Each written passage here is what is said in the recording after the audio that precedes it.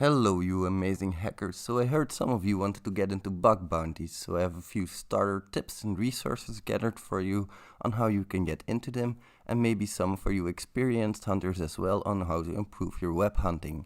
So the first resource I have for you is Web Hacking 101.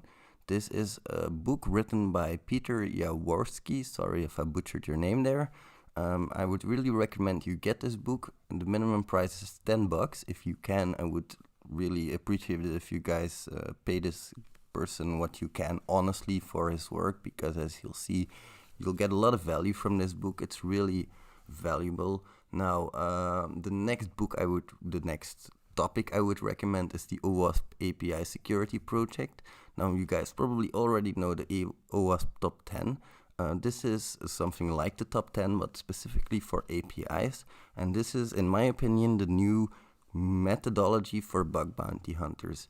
You can see a short description up on the top, and when you scroll down a little bit, you can see on the right here your downloads for the PDF, and this will give you an overview of the top 10.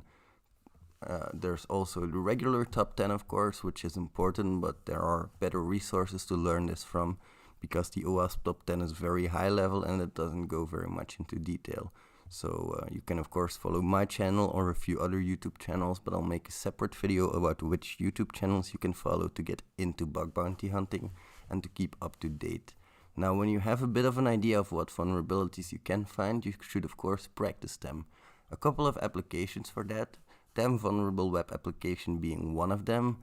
You can easily install this on a local machine. You can start up a web server and you can start Damn Vulnerable Web Application there. You can start it on Docker. You can start it on, I think on Heroku as well, but I'm not 100% sure on that, so don't pin me down on that. There are a lot of options for Damn Vulnerable Web Application, and it's highly recommended in my opinion, because you can change the security levels and it's really interesting. Now also, of course, the Juice Shop from OWASP. And Hack This Site. You guys probably know Hack This Site. Some people have asked me if it's still relevant. In my opinion, it really is. The realistic missions, you would be surprised of the kind of crap people try to throw on the internet these days. So for me, it's really worth it. Now, one resource that I forgot in here is the Portswigger Labs. So I'm quickly going to get those up for you guys.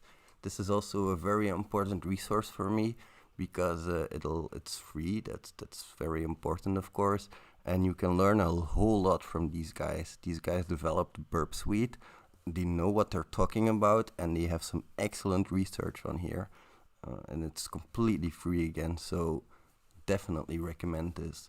Now, if you want to keep up to date with the latest bug bounty news and that kind of stuff, one good resource is Twitter. So I have a few Twitter resources as well for you. Tom Nam Nam is somebody I follow myself personally.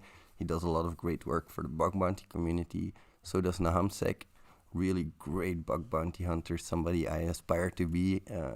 Really great guy. Also Ed Overflow, the guy who created security.txt, not live overflow like I mistakenly tweeted. So sorry for that, Ed.